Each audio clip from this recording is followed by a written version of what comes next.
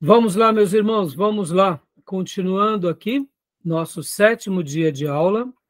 Agora nós estamos no 2º bloco e nossas aulas são gravadas. Estamos trabalhando aqui sobre o livro-texto e sobre alguns distúrbios psicológicos, tá bom? E algumas maneiras de psicoterapia. Então, antes de voltarmos ao livro-texto, eu me recordei que na última aula nós tínhamos dito que eu queria comentar um pouco com vocês sobre o vídeo que eu passei para vocês, como trabalho extras, do N. Cordeiro. Eu tinha passado uma lista de vários materiais para vocês, de áudios, de vídeos, e também dentro de algumas palestras eu passei uma que era do pastor N. Cordeiro, que foi uma palestra do Summit, e o que eu gostei muito, né? E eu gostaria que o Tomé, eu me lembro que ele realmente ele fez um elogio sobre esse vídeo. O título é Líder Correndo, Porém Morto, do Wayne Cordeiro. Foi no Summit de 2006. Então, Tomé, comenta para nós um pouco do que você aprendeu com o Wayne, né, sobre aquele material.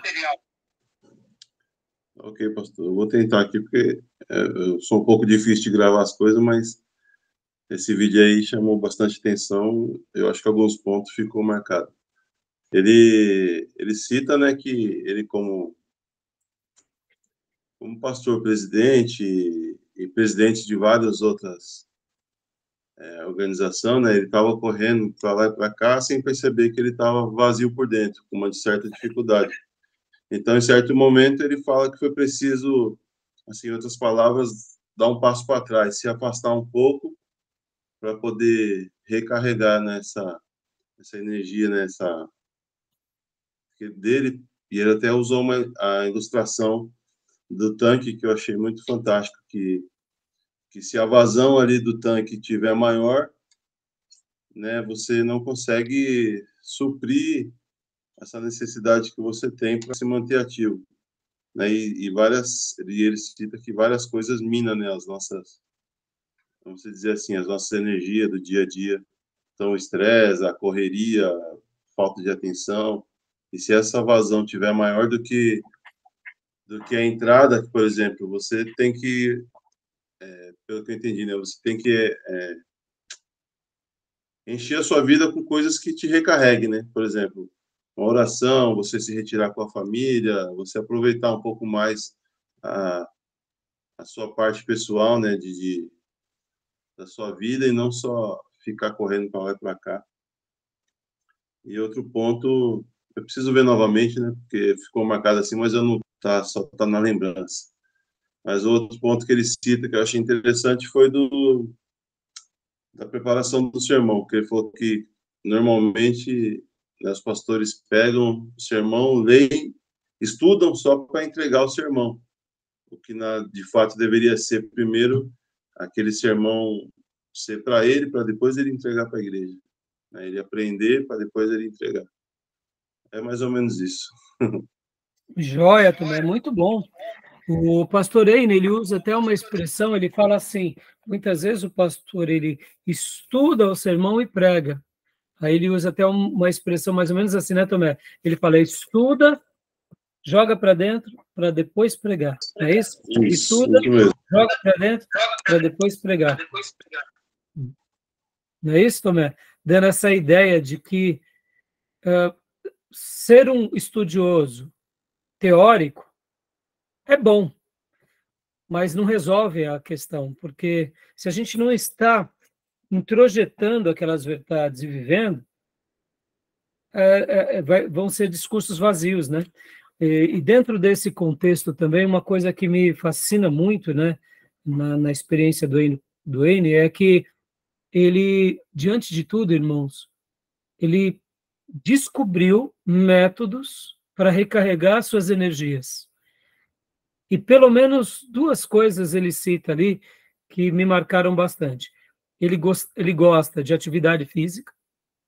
Então, por exemplo, ele procura ter uma disciplina muito grande de atividade física para poder se manter bem, porque isso também faz com que ele se restabeleça. E a segunda coisa que ele faz, que ele gosta muito com a esposa dele, é andar de moto, ele é motociclista. Então, aquelas viagens de motociclista que, né, no caso, ele usa a moto, mas outras pessoas podem gostar de pescar, podem gostar de outras atividades. Fora isso, uma vida muito disciplinada com as horas de dormir e principalmente, né, Tomé, o dia de descanso, o sábado. Lembra do que ele menciona sobre o sábado, Tomé? Como começa a semana dele? Lembra disso? Lembro que ele falou assim, pastor. Não lembro na essência toda, mas lembro dele ter falado do descanso. Inclusive, ele fala que no começo ele teve que se retirar para um mosteiro, né? Ficar ali em silêncio vários dias, porque os monges não falavam. Exato, é até meio engraçado, né, irmãos? Nessa parte uma coisa legal também que ele tomava nota no diário dele, né? Tudo ele escrevia ali. Achei bem. Opa, a ligação do Tomé. Oi, Tomé, continua, deu uma parada. Acho que caiu sua linha, uma delas. Tá me ouvindo? Estou, estamos te ouvindo. Deu uma travada aqui. Outro ponto que eu achei interessante que estava falando é que quando ele fala que ele se retirou para um mosteiro para se isolar, ficou sem celular, ficou sem contato com ninguém, e foi difícil até porque ali os monges não falavam, né? E ele teve que se manter ali em silêncio, ali só ele e Deus, e no diário dele tomando nota das coisas que vinham à mente dele. Você vê, é muito interessante, irmãos, mas parece bobeira, mas o momento de quietude nos nossos dias virou uma coisa pouco vivida por nós. Eu gosto de usar um termo, me entendam, tá, irmãos? Não que eu seja o maior modelo disso, mas o som do silêncio. Para muitos, o som do silêncio incomoda. As pessoas, elas, hoje, principalmente na nossa geração, são acostumadas com muito ruídos. Ruídos televisivos, rádios, ruídos de interações em pessoas. As pessoas não conseguem ficar no silêncio. Essa música do Paul Simon Garfunkel. Como? Essa música do Paul Simon Garfunkel. O som do silêncio. Ah, eu não sabia. É linda. É? Então, eu gosto de... Eu uso esse termo, eu não sei se é porque eu já ouvi essa expressão ou porque eu já pensei nela, não sei por que eu gosto de usar. Esse momento de quietude que a gente para e contempla, né, o momento. Hoje, por exemplo, irmãos, eu estava aqui no meu escritório e, de repente, veio um vento muito frio. Aí eu fechei as minhas 3 janelas que estão logo aqui. São janelas aquelas arqueadas, né? Estava entrando um vento gelado. E quando eu fui fechar, eu me levantei. E eu não sei se vocês viram, a lua está linda hoje. Está uma lua linda, mas linda demais. Eu parei, fiquei olhando um pouco a lua. Aí eu fui para a minha varanda e fiquei ali alguns instantes, assim, vendo a beleza da lua. E por que eu estou falando isso, irmãos? Parece bobeira, mas a gente vive num mundo tão ruidoso, com tantos barulhos, que nós deixamos de desfrutar coisas boas da vida.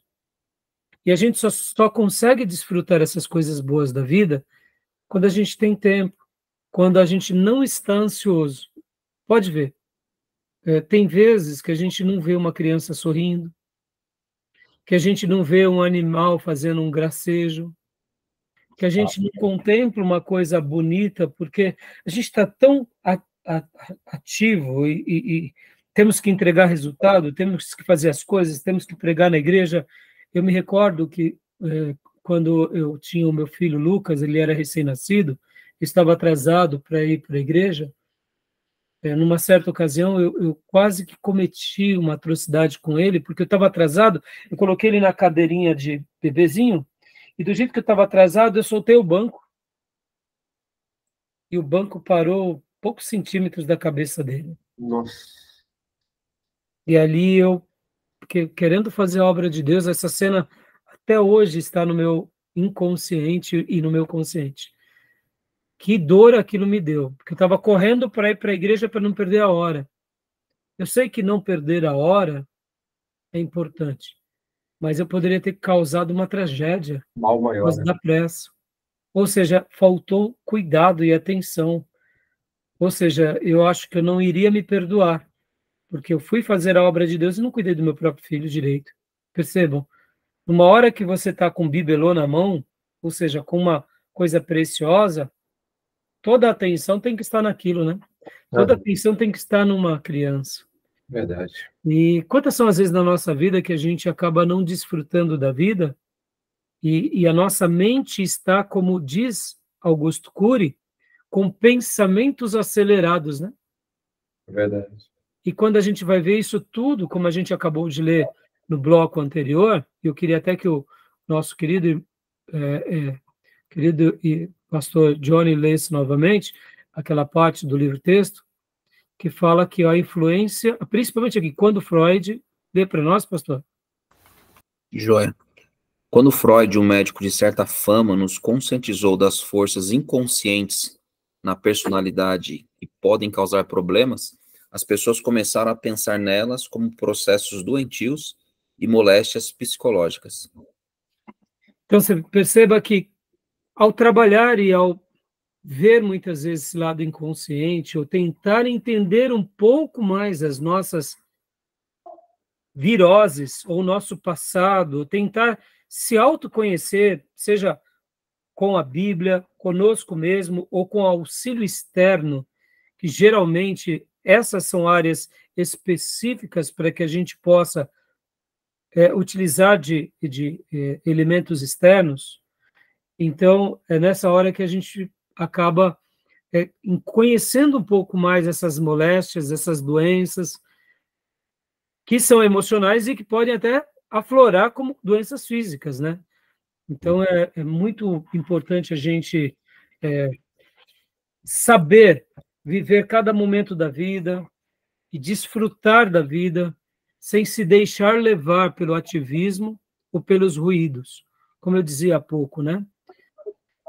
Isso me faz lembrar aquele episódio quando Elias fugia de Deus e ele entrou na caverna.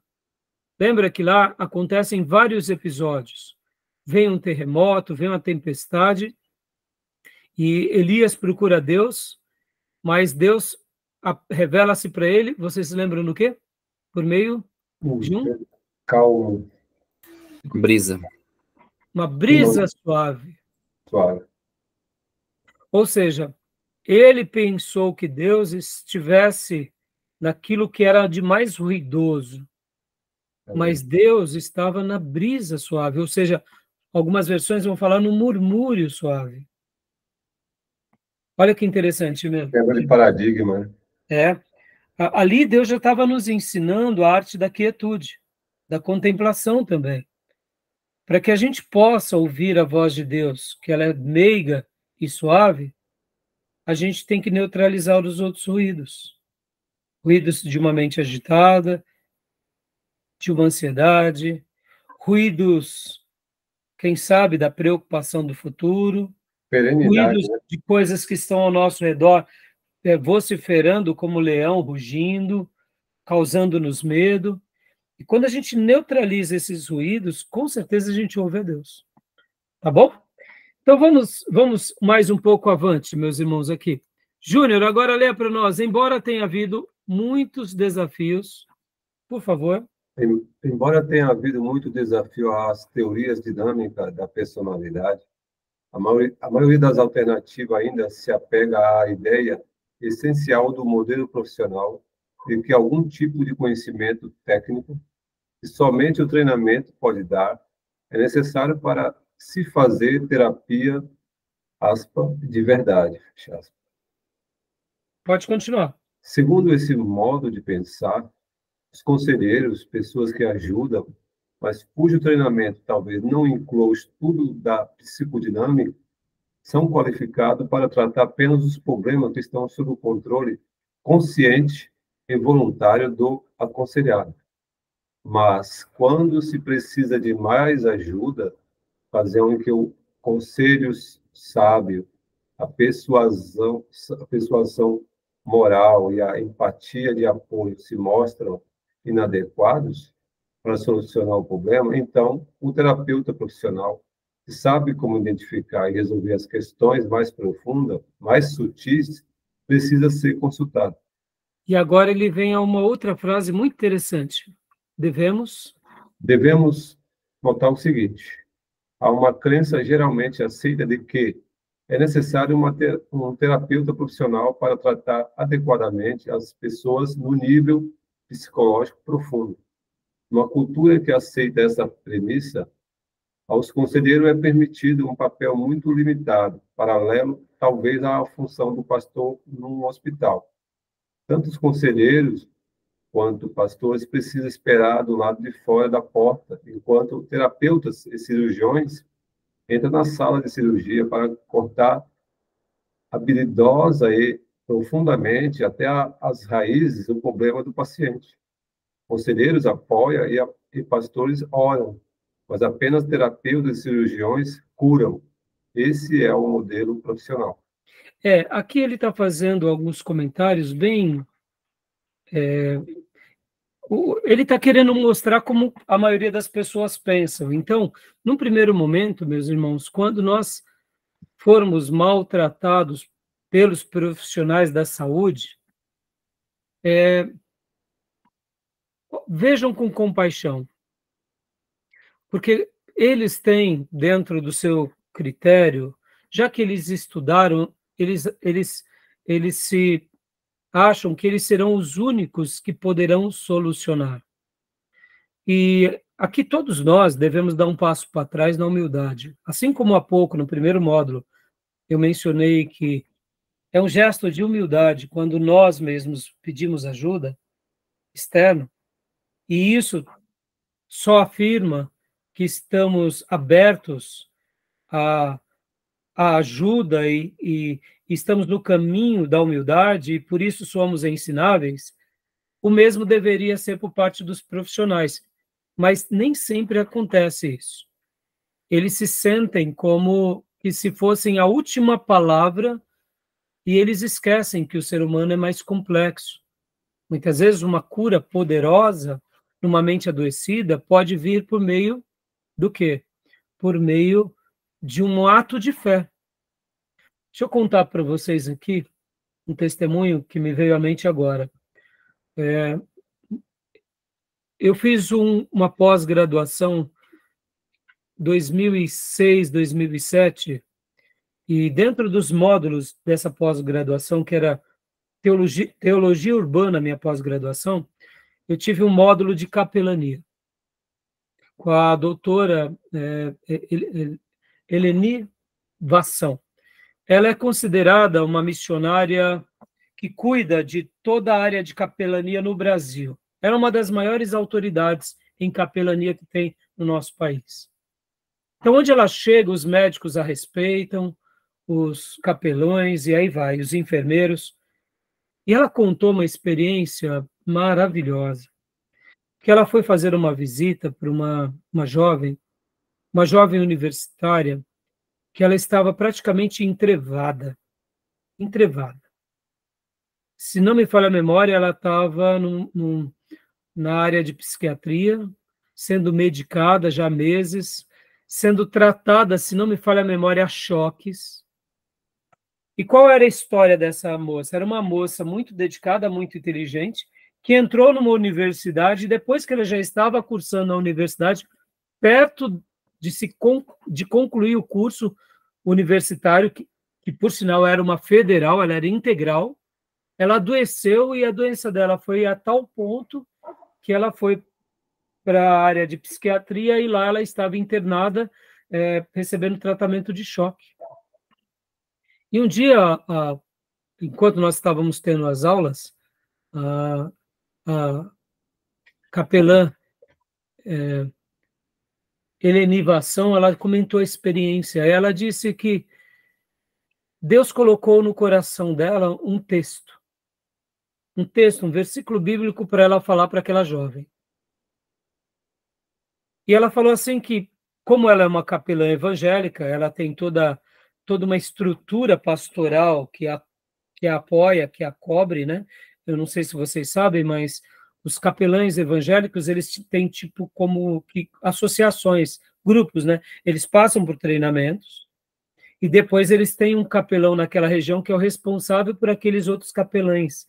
E todos prestam conta a um outro, etc. e tal. E ela disse que quando ela entrou para fazer essa visita, Deus colocou no coração dela um texto e ela leu aquele texto bíblico àquela jovem e começou a citar aquele texto àquela jovem. Não conhecia a história daquela jovem, só sabia que ela era uma universitária que estava prestes a se formar numa faculdade federal, uma família boa, família nobre, mas que ela estava praticamente agora em tratamento de choque. E resumindo, irmãos, enquanto aquela moça ouvia aquele texto bíblico, aquela moça introjetou aquelas verdades e ela começou ali a ter recuperações e ela voltou a cair em si e ela começou a chorar e no caso a Eleni Vassão continuou contando que ela foi melhorando algo que ela já há meses não melhorava. Ela começou a melhorar ali em questões de Está travando bastante para mim.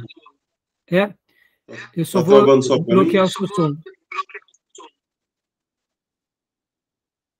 Meus irmãos, está travando para vocês também? Ou é só para o Tomé?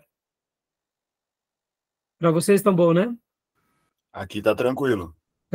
Então, Tomé, o pastor Johnny, ele faz assim, quando começa a travar, ele bloqueia a câmera, a sua câmera.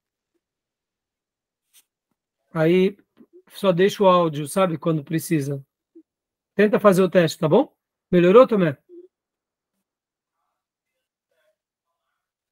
Tenta isso. Deixa com a sua câmera, melhorou? E vai me avisando se melhorar, tá, Tomé? Então, só concluindo, irmãos. Aquele texto bíblico, que agora não me recordo qual, como a lembrança desse episódio me veio agora na aula, então eu não consegui, não tenho como pegar as minhas notas de aula, porque essa história me marcou muito e com certeza eu anotei.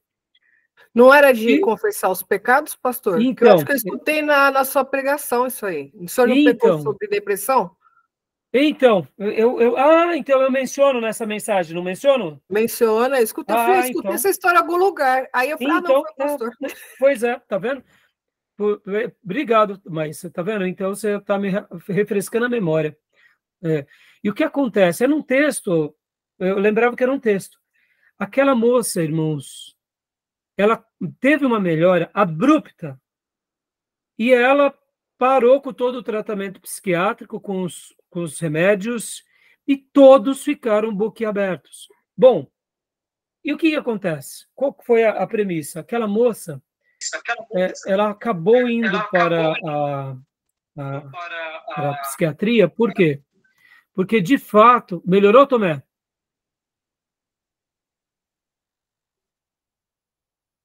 Tá melhor, Tomé? Pastor, eu vou sair e voltar de novo, que está travando muito. Tá bom, então, beleza. Tá, então, voltando, irmãos. O que acontece com aquela moça? Ela estava fazendo a sua faculdade, estava chegando perto da sua formatura, e ela acabou, uma amiga dela tinha uma tese de doutorado, alguma coisa assim, muito boa, e ela ouviu, e ela achou tão brilhante, que ela plagiou, ela copiou. Só que como ela copiou, ela desenvolveu na frente e apresentou antes da colega. Só que, no fundo, ela se sentiu a pior das pessoas, porque ela fez isso com a própria amiga. E aquela culpa foi se potencializando tanto dentro dela, e ela tentou, num primeiro momento, a praticar a fuga, mas não resolveu. Isso foi gerando nela o quê? um senso de culpa tão grande que foi travando ao ponto que ela foi parar num centro psiquiátrico e sobre tratamento. Mas no momento em que ela confessou o pecado dela, ela foi liberta. O que eu quero dizer com isso, irmãos? Nós, como servos de Deus, devemos admitir que algumas verdades são de origem espiritual, ponto final. E quem vai curá-los é Deus. Mesmo que profissionais da área da saúde digam que a gente tem que ficar ali na sala de espera só orando, não tenha medo. O que Deus pôr no teu coração, faça.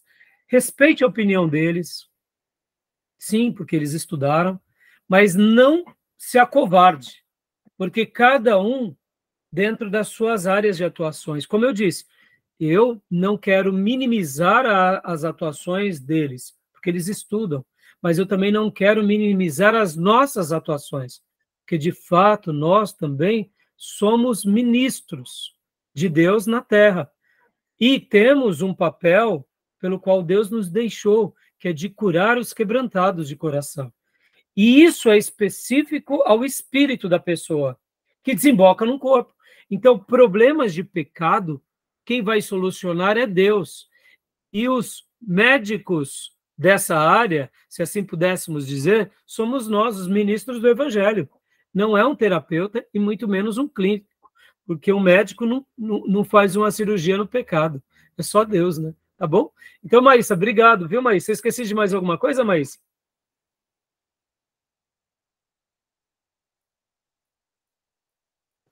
Não, estava tentando destravar aqui. Não, eu acho que os pais dela, né, que pediram para ela ir lá orar, essas coisas assim. Então, e ela sentiu de Deus de fazer isso aí. Agora eu não lembro se foi de falar das culpas ou de confessar os pecados, mas eu acho que era algum salmo.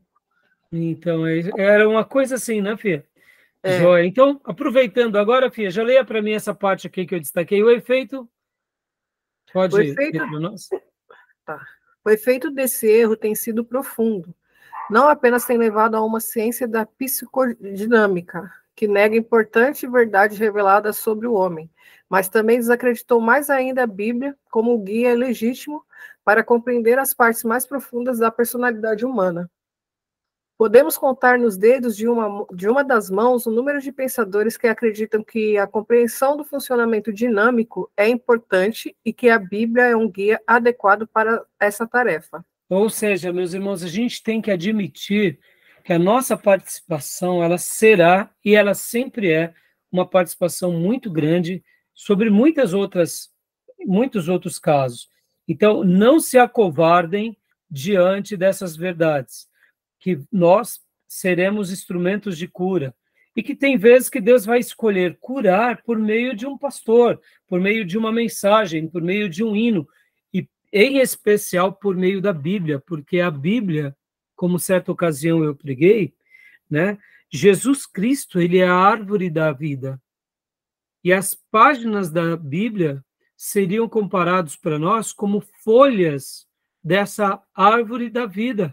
Ou seja, há um poder curativo na alma, no espírito e no corpo daquele que de fato crê.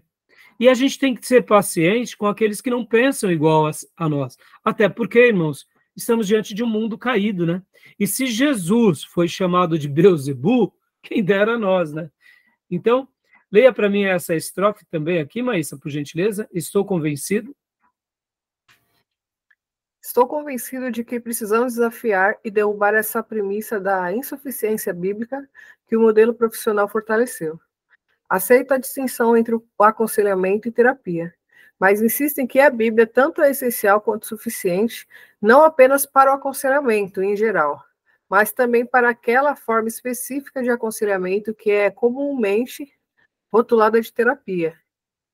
Joia. Então, joia até aí, meus irmãos, alguma dúvida? Tranquilo? Querem fazer mais alguma pergunta, algum apontamento? Tranquilo, pastor. Tranquilo. Bom, irmãos, eu acredito que sobre um termo que é muito visto, até mesmo em alguns filmes, principalmente de serial killer, é sobre os psicopatas. Eu acho que a maioria de nós tem uma noção um pouco sobre o que é um psicopata, né? Alguém conhece sobre esse termo? Eu acho que todos nós já ouvimos falar sobre o que é um psicopata, então eu acredito que a gente não precise gastar nenhum tempo tratando sobre esse assunto. Na verdade, vocês querem falar alguma coisa sobre isso?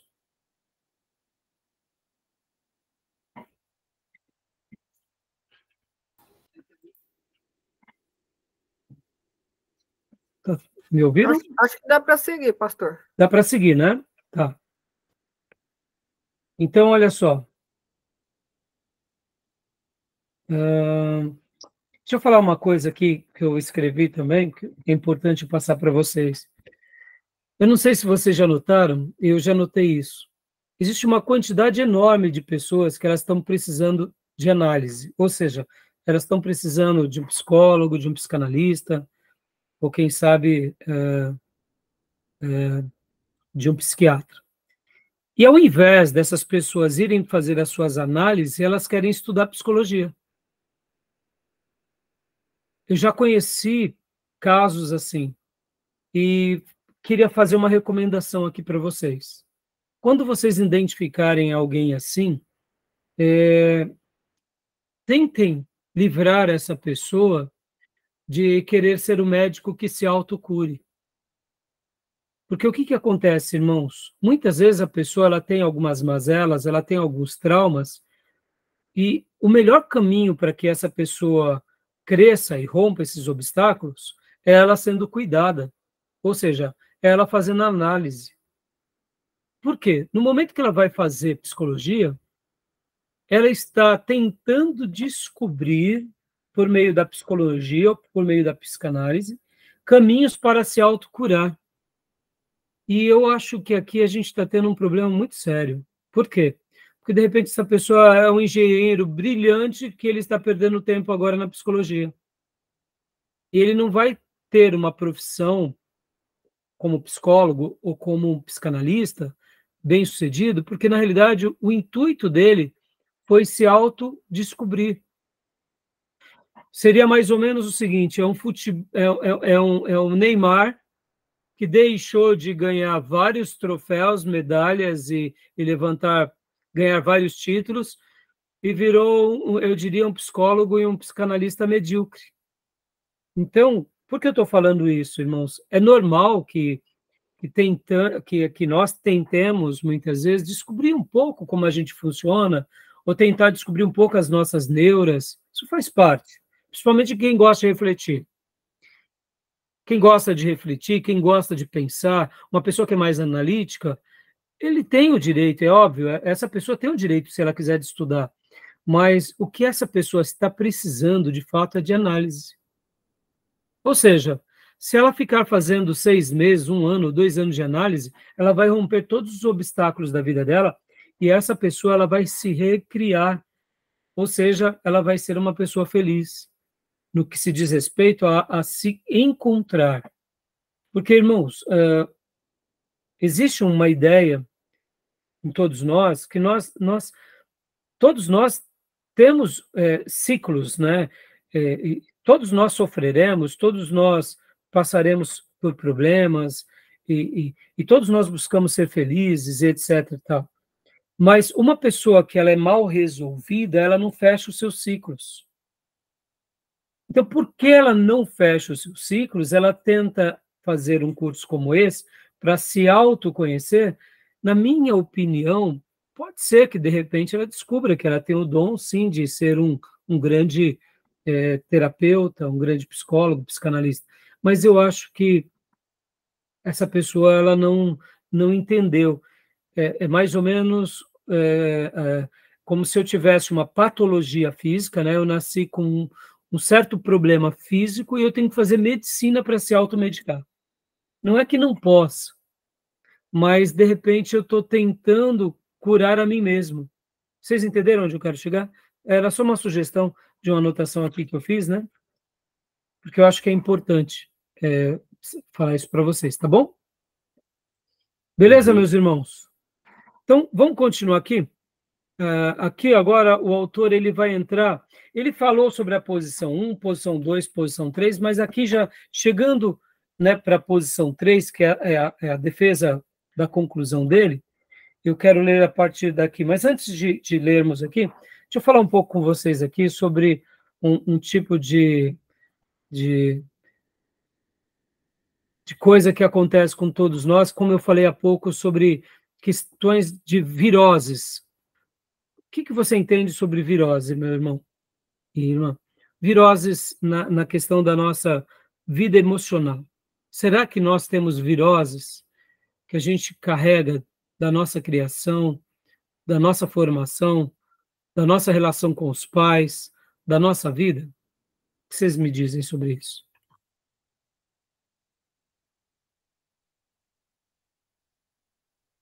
Eu acredito que nós temos sim, pastor, influências assim de todas as pessoas que nos cercam.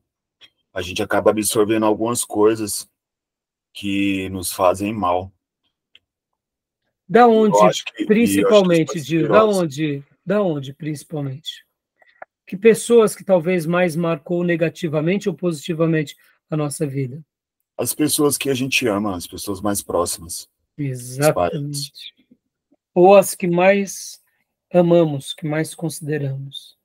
Não descartam isso, viu, irmãos? Segundo os especialistas, meus irmãos, nós temos 3 áreas da nossa vida que a gente sofre muito. Um é conosco mesmo, ou seja, crises da nossa própria, dos nossos botões. Tem pessoas que não têm crises com seus botões, mas tem pessoas que têm crise com seus botões. Então, segundo os especialistas, tem pessoas que sofrem com essas crises pessoais muito. Outro segundo tipo de pessoas é que elas sofrem muito por relacionamento.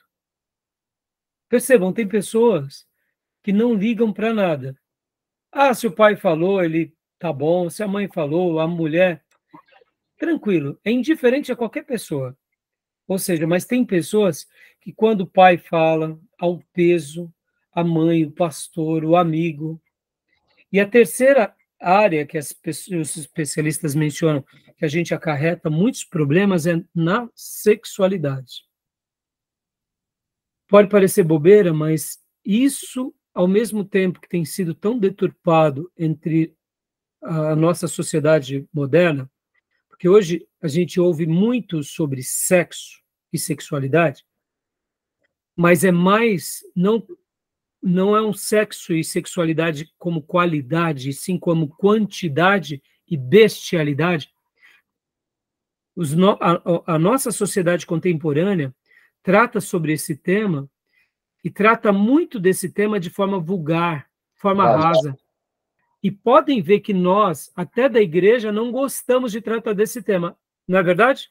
Sim, banal, né? Trata de forma banal. Quando a gente fala sobre esse tema, parece que a gente tem um bloqueio. Tabu. Mas quando a gente está lendo, por exemplo, a Bíblia, e fulano coabitou com cicrano, ou seja, era uma situação normal, relação sexual.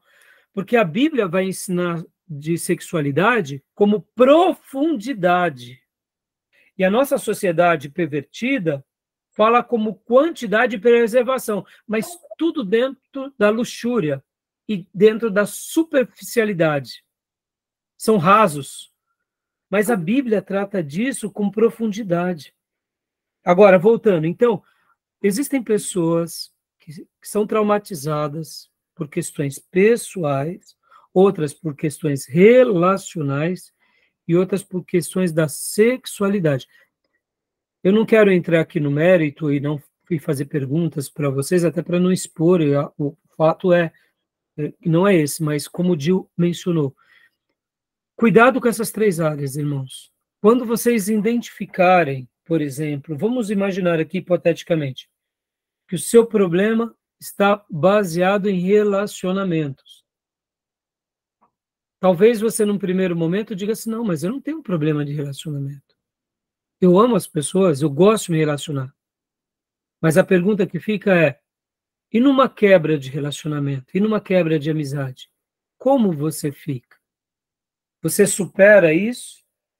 Ou você tem traumas sobre isso? Tem pessoas que não sabem lidar com a traição. Tem pessoas que não sabem lidar, por exemplo, com a decepção.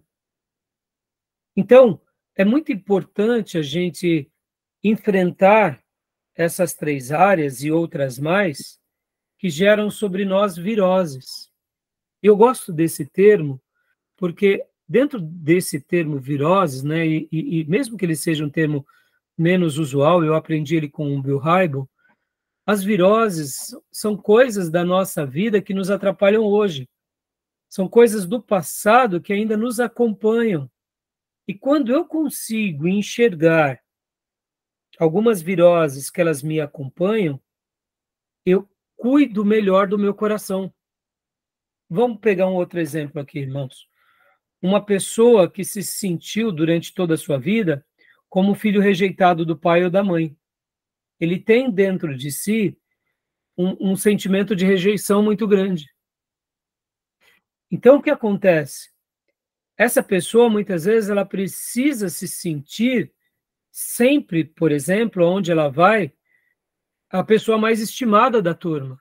Porque na hora que ela notar que ela é mais um da turma, ela já começa a surtar. Então, ela faz de todo o possível para agradar aquelas pessoas, principalmente o chefe, o pastor. E no momento que não agrada, aquela pessoa, ela não sabe de fato o porquê, mas ela começa a entrar em crise. Em outras palavras, problema relacional. No momento que eu identifico isso, parece bobeira, mas aqui é um obstáculo que a gente vai romper com mais facilidade. Então, tentem verificar dentro de vocês quais são essas áreas. Porque pode parecer bobeira, mas no momento que a gente consegue ver, ou que alguém nos mostra, e a gente admite, mesmo que nós convivamos pelo resto da vida, sabendo que essa é uma área que é o nosso calcanhar de Aquiles, mas ali eu vou cuidar. Então, voltando para a questão do relacionamento, irmãos, uma pessoa que ama se relacionar, que ama pessoas, que ama estar com pessoas, que confia em pessoas, que investe sua vida em pessoas, naturalmente, essa pessoa, se ela não tomar cuidado desse critério, ela pode se ferir muito com a questão de relacionamento. Nós temos que admitir que nem todo mundo gosta assim de tanta gente. Tem pessoas que durante a sua vida vão ter 5 ou 6 amigos pro resto da vida. E não tem nenhum problema com isso. Porque essa pessoa não é uma pessoa relacional.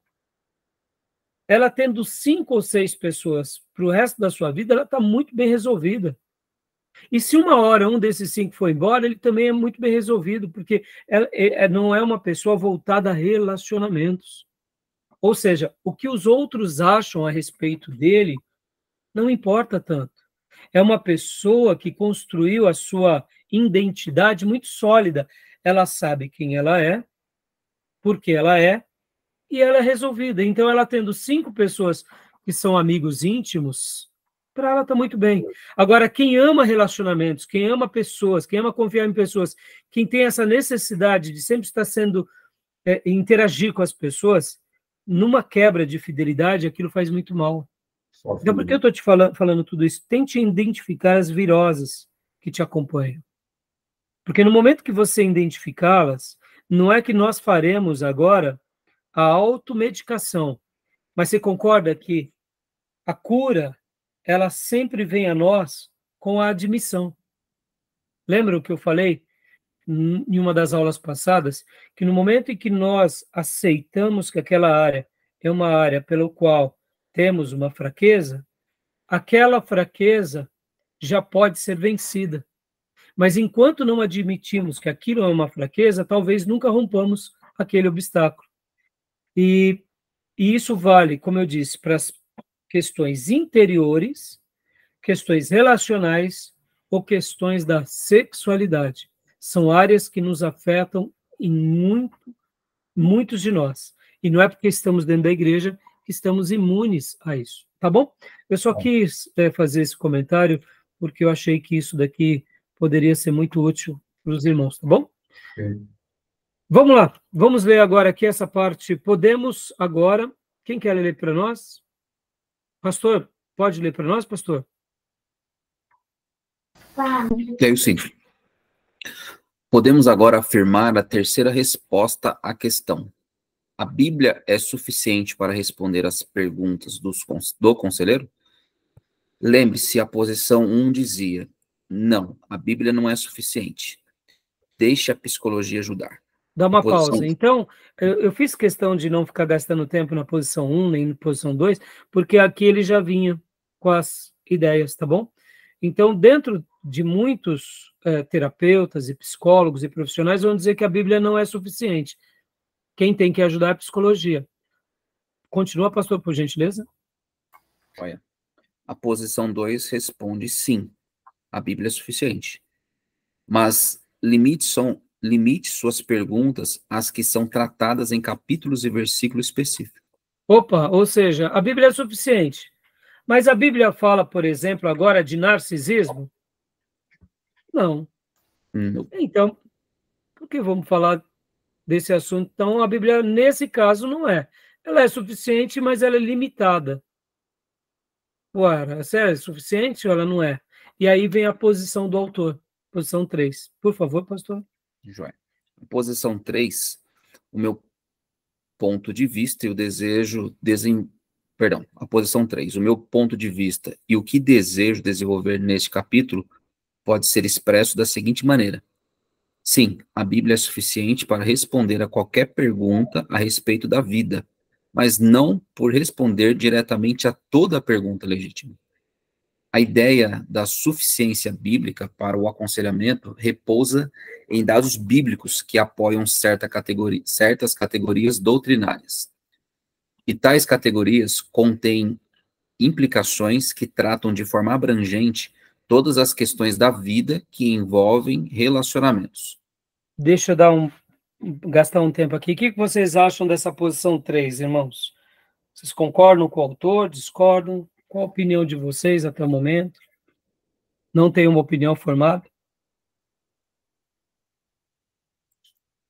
Acho que a questão de ela não falar diretamente, mas ela fala de forma indireta e às vezes a gente pode usar, por exemplo, a questão do narcisismo. A excessiva vaidade. A Bíblia trata, não diretamente da expressão narcisista, mas de forma, às vezes, indireta, ela mostra, né, caminhos para chegar a essa compreensão. Exatamente. E aí, demais irmãos, irmã? Eu concordo com o Júnior. A Bíblia, ela trata assim, de uma forma abrangente os detalhes da vida. Ainda que assim, de uma forma direta não seja, mas acaba que, de uma forma assim, mais ampla, ela alcança, que a gente precisa estar atento, né? Na hora de receber, de ler. Mas ela trata assim, eu acredito que sim. Maravilha. Eu acredito que a Bíblia ela trata desse assunto, só que, por outro lado, acho que a gente muitas vezes não está preparado para usar ela como deveria ser usada. Verdade. Sim.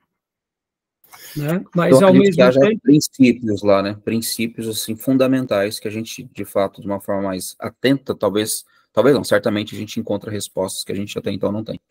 Verdade. Exato. Agora, mesmo que a gente não esteja preparado, né, Tomé? Mas vamos partir aqui do pressuposto do autor. Ela tem, ou seja, essa suficiência, direta ou indireta, para nos preparar para qualquer caminho. Concorda, Tomé? Sim, concordo. Né? Mesmo que a gente não esteja preparado, né? E irmãos, por que eu estou gastando agora esse momento com vocês aqui nesse ponto, que eu quero até destacar? Qual é a preocupação desse autor? Qual é a preocupação nossa ao formarmos futuros obreiros na igreja? A gente não é desprezar essas áreas, mas é preparar que o ambiente da igreja e o aconselhamento da igreja, ele tem um fundamento que é e sempre será as Escrituras. E se eu quero ajudar as pessoas e creio que Deus, ele é aquilo tudo que eu digo que ele é, e as Escrituras, se eu afirmo ser tudo aquilo que elas são, logo, eu devo usar a palavra de Deus não com um apetrecho a mais, mas eu devo encabeçar ela em todo o meu processo de cura dos outros. Então, assim, essa é a preocupação do autor, indiferente do contexto, tá bom? Joia, até aí? Tranquilo? Ok. Então, pastor Johnny, leia para nós agora essas outras linhas, por favor. Vamos lá. Pois não. Essa afirmação pode ser desajeitada, mas nos permite honrar a suficiência da Escritura, sem nos tornar simplistas nem irrelevantes. A afirmação pode ser demonstrada graficamente como um modelo para encontrar respostas bíblicas às perguntas de conselheiro, a figura 4.1. Isso, e olha só, essa figura, irmãos, talvez a letra esteja um pouco... Deixa eu ver aqui, não sei se vocês vão conseguir ler. Ó, essa figura aqui seria aqui, ó. Olha só. Conteúdo a uma exegese do texto. Então, aqui a figura, né? Ó, vem uma comunicação, temos uma imagem. Como posso tornar conhecido de forma poderosa o caminho da vida? Reflexão, implicações. Que perguntas as pessoas estão fazendo? Ou como posso explicar os fatos da vida das pessoas usando categorias bíblicas? Dentro da avaliação cristã vem a teologia. E dentro da psicologia vem as categorias. E aí vem a exegese, o conteúdo, ou seja, que perguntas Deus está respondendo? Ou que conclusões sobre Deus, o homem e a vida são apoiadas pelo texto? Então, assim, dentro dessa compreensão, a gente pode sim estar fazendo uma equação saudável, a gente pode estar dando uma resposta, a gente pode sim chegar a uma conclusão bem adequada, né? Então, leia agora para nós aqui, pastor, essa frase, por gentileza, para a gente concluir esse módulo. Penso que... Deixa eu só aumentar a letra. Isso que eu te pedir, por favor. Opa, deixa eu dar para ir mais... Opa, não. Só um minuto. Acho que a anterior estava... Aqui.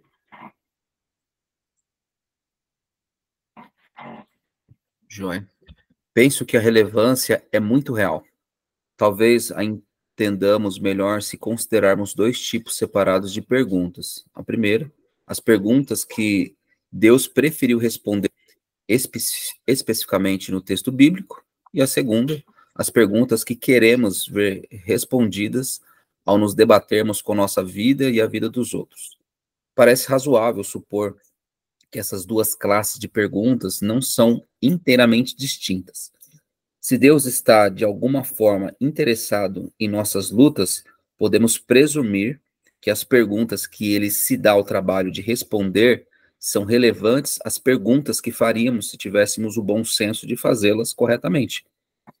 O fato é que nossa queda em pecado distorceu tanto nossa visão da vida... Me perdi aqui. Tá? Isso. Deixa eu ler de novo. O fato é que nossa queda em pecado distorceu tanto nossa visão da vida que as perguntas para as quais buscamos urgentemente respostas podem não ser tão importantes, afinal de contas. Ou, se forem boas perguntas, serão prejudicadas pelo menos até certo ponto, por nossa falta de sabedoria. Deixa eu dar uma pausa aqui, fazer um comentário, né? Porque agora aqui ele vem para várias perguntas, né? Por exemplo, como posso encontrar realização na vida? Como devo criar meus filhos para que eles sejam pessoas de bem? Ou por que não consigo me descontrair quando estou com outras pessoas, né? Algumas perguntas, mas aqui essa questão, principalmente fazer perguntas pujantes. Irmãos, sabe uma das coisas que eu noto, que é um calcanhar de Aquiles nosso, imenso, a gente tem que dar o direito de dúvida, é o seguinte: nós, muitas vezes, por crermos em Deus, que é todo-poderoso, e o Criador de todas as coisas, nós nos arrazoamos de ter uma resposta para tudo. Isso é uma vaidade nossa, como filho de Deus. Nós, ao crermos nele, isso não quer dizer que nós teremos uma resposta para tudo na vida. Nós temos uma resposta para o principal, que é a salvação eterna. Mas nós não temos uma resposta nem sequer para o nosso futuro. Vamos lá. A gente sabe quantos anos vai viver? O que nós iremos realizar? Percebam que nós, muitas vezes, queremos dar uma resposta para tudo. E quando a gente é confrontado por uma dor da vida, a gente quer, porque quer, usar a Bíblia como um meio para dar uma resposta para aquela pessoa, simplesmente porque é como se nós estivéssemos dizendo assim, ó, cremos no Deus Todo-Poderoso, ele tem a obrigação de responder tudo. E não é verdade. Tá? É uma questão, nós temos conselho para os outros, mas para nós não temos. Não entendi. Nós temos conselho para os outros, mas não temos para nós, não temos momentos de aflição. Mas você concorda, Júnior, que vamos falar com toda franqueza, se nós fizermos uma leitura adequada da Bíblia, nós veremos que essa é uma linguagem que Deus se revelou também na Bíblia. Pode ver que quando Jesus ele morre, os apóstolos estavam com medo, trancafiados. Sim. Mesmo sabendo que ele ressuscitaria, mesmo sabendo que eles estavam assim. Sim. Ora, e eu pergunto, mas os apóstolos, eles eram covardes? Não, é porque na interação da revelação, Deus nunca decifrou tudo 100%. Podem ver que o grande plano redentivo na pessoa de Jesus sempre foi sinalizado e sempre foi profetizado, mas Deus sempre deixou mistérios na caminhada. Sim. Muitas pessoas, quando viram que Jesus era o Messias, algumas duvidaram. Por quê? Porque eles tinham uma outra ideia pré-concebida. Por que eu estou falando tudo isso? Muitas vezes nós, por crermos no Deus Todo-Poderoso, achamos que ele tem a obrigação de mostrar tudo para nós como nós queremos. E não é verdade. Aí a gente pega um irmão que estava saudável na nossa igreja, começa a ter problemas psicológicos, a gente quer arrumar na Bíblia uma resposta. Aí a gente vai orar, expulsa o demônio, expulsa a doença. E podem ver que nós nos tornamos tão infantis que tem hora que nós até mesmo personificamos algumas coisas. Espírito de enfermidade, espírito do mal. Não é assim que a gente faz? E tem hora que a gente está fazendo isso, eu sei que é um gesto de fé, e não quero aqui agora fazer juízo de valor, mas nem tudo na nossa vida teremos uma resposta. Vamos pegar o exemplo de Davi. Davi com Betseba, com o caso daquela criança, que foi a criança que nasce em pecado. O que Natan disse para Davi? Que aquela criança o quê? Não viveria. Davi tenta e ora, Davi luta até certo ponto, porque ele esperava que a misericórdia de Deus o invadisse. E ele ora, ele jejua, ele pranteia, mas Deus tinha já sentenciado algumas coisas. Tem vezes que Deus mostra, mas tem vezes que Deus não mostra. Lembram quando, por exemplo, Jesus faz aquele comentário sobre os apóstolos, e muitos acham que João iria viver até a volta de Jesus? Lembra desse episódio? Uhum. Ou seja, até mesmo entre os apóstolos haviam dúvidas. Se nós formos ver, a dúvida sempre fez parte da vida do povo de Deus. E por que hoje nós somos um povo que não tem dúvida? Olha como somos tolos. A dúvida, ela é vista como uma incredulidade. A dúvida se torna incredulidade quando nós negamos as promessas. Mas sobre a nossa vida, sobre o nosso futuro, sobre o mundo, sobre os acontecimentos, a gente não tem certeza. Verdade. Deus nos permitiu viver na vulnerabilidade para que a gente aprendesse com Ele e aprendesse com a vida. E isso é ser ensinável. Né? Podem ver que nós não queremos ser, nós não queremos um pastor que seja vulnerável, nós queremos um pastor A dúvida... e que vença, né? Nós não queremos um Estevão que morre apedrejado e nem um Tiago que morre a fio de espada. Nós queremos o quê? Um Mesaque, um Sadraque, um Abednego que entra na fornalha e sai vivo. A dúvida nos traz a certeza da verdade. Hã? A dúvida nos traz a certeza da verdade.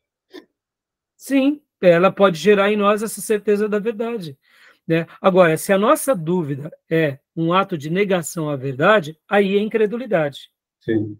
Mas sobre dúvidas, sobre problemas, sobre incógnitas, nós vamos ver isso na Bíblia toda. Abraão, o pai da fé, ele diz meia verdade porque ele estava com medo nos 2 episódios em que ele vai buscar ajuda por causa da seca. Olha, ele mentiu. O que ele agiu ali? Ele literalmente errou. A Bíblia não trata as limitações nossas, humanas, como uma coisa feia. É como se Deus dissesse, vocês são limitados. E é como se nós, hoje, dissesse, não, Deus, nós não somos limitados. A gente crê em Ti, crê no Teu poder e temos o Espírito Santo e a gente vai fazer proeza. Ora, os servos do passado, eles tinham tudo isso, mas eles sabiam que eles eram limitados. Entendeu? Então, guardem isso, irmãos, porque ao tratar desses temas, a gente vai olhando para a nossa vida com mais clareza. Ser limitado não é ter um problema. Não aceitar as nossas limitações é um problema. Podem ver que Paulo é esbofeteado 3 vezes por um demônio, e ele questiona a Deus, e Deus diz, a minha graça te basta, e ele aceita. Podem ver que nós temos um problema, e Freud vai trabalhar muito, só para eu concluir agora, Freud vai trabalhar sobre o luto. Nós temos dificuldade com o luto. E principalmente depois que nos convertemos também. Podem ver que muitas pessoas oram expulsando o espírito da morte.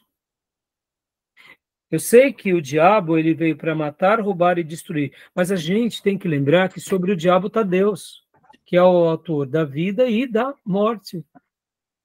A gente tem que expulsar, sim, aquilo que a gente vê como morte, ou seja, como setas e atuações do inimigo.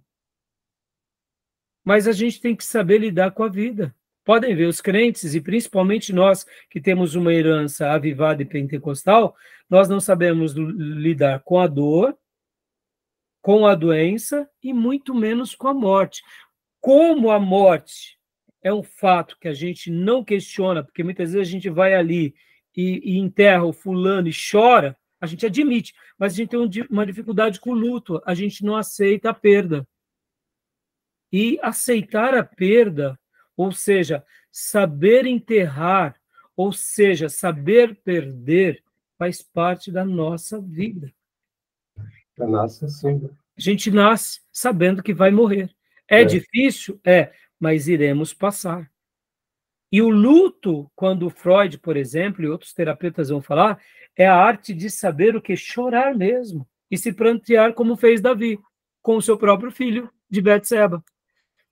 Por ele ter jejuado vários dias e não ter comido, quando a criança morre, o que os seus conselheiros disseram? Agora que ele vai endoidar. Mas Davi vai, levanta-se, banha-se e vai comer. E os seus conselheiros falam, mas eu não entendi agora. Ele falou, olha, o que Davi estava dizendo ali? Eu fiz o luto, eu enterrei meu filho. Acabou. Vida que segue. Ou seja, o que é admitir o luto? É saber finalizar as coisas. Vamos lá, irmãos, vamos lá. Quer ver uma coisa, só para a gente concluir essa fase? Quando há uma quebra de amizade, a gente não sabe dizer adeus. Quando uma pessoa não quer mais a nossa amizade. O que é isso? Não é resolver o luto. A gente tem que saber. Tem vezes que amigos se distanciam e amizades se quebram.